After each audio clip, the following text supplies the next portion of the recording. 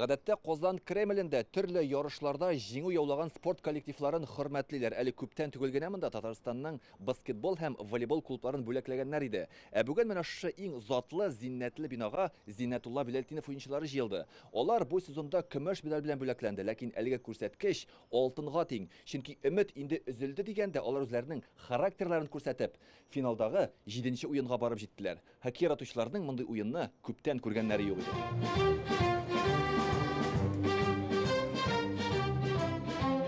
Акбарс командасы вәкилләре бүген спорт киемен эшлекле костюмга алыштырган. Шулай да монда чын хоккей мөхите, хәтта оркестрда чын ир-егетләр турындагы дәртле көйне уйный. Хоккейчылар исә Кремльдә үзләрен бик тыйнак тота. Рөстәм Миңнеханов сәламләү сүзен рәхмәттән башлады. Бу сезондагы көмеш чыннан да алтынга тиң ди рәис. Вы продемонстрировали настоящую волю к победе, показали характер, зрелищный, атакующий, захватывающий хоккей. Безусловно, успешные выступления команды – это планомерная работа всего коллектива, руководства команды, игроков, тренерского и административного состава.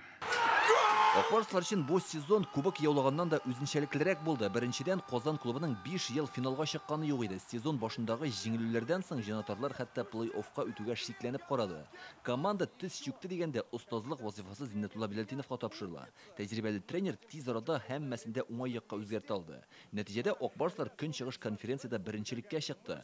Бүген Кремльдәге тантанада Рөстәм Миңнеханов Зиннәтулла Хәйдәр улына аерым рәхмәтен һәм ихтирамын белдерде. Это наш бренд, Зиннәтулла Хәйдәрович.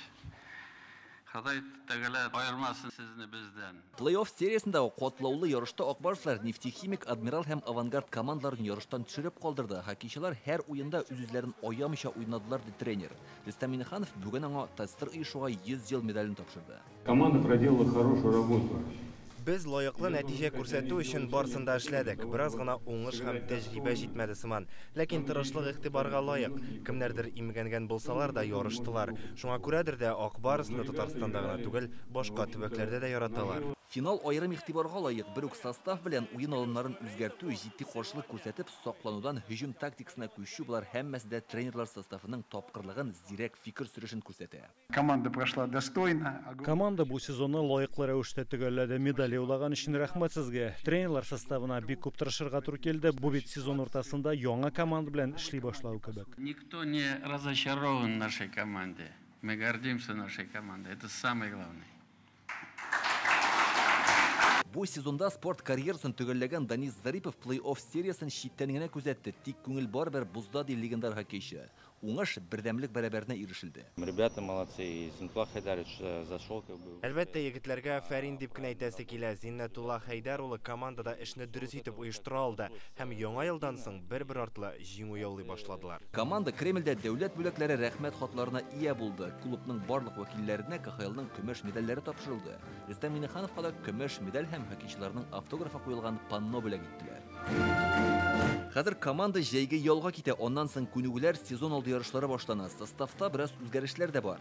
Дмитрий Воронков белән Кирилл Поняков Акбарстан китте. Төп уенчылар сакланачак. Хәзер җанатарларны баш тренер язмышы борчый. Рөстәм Миңнеханов Зиннәтулла Биләлетдиновның командада калуына өметләнә.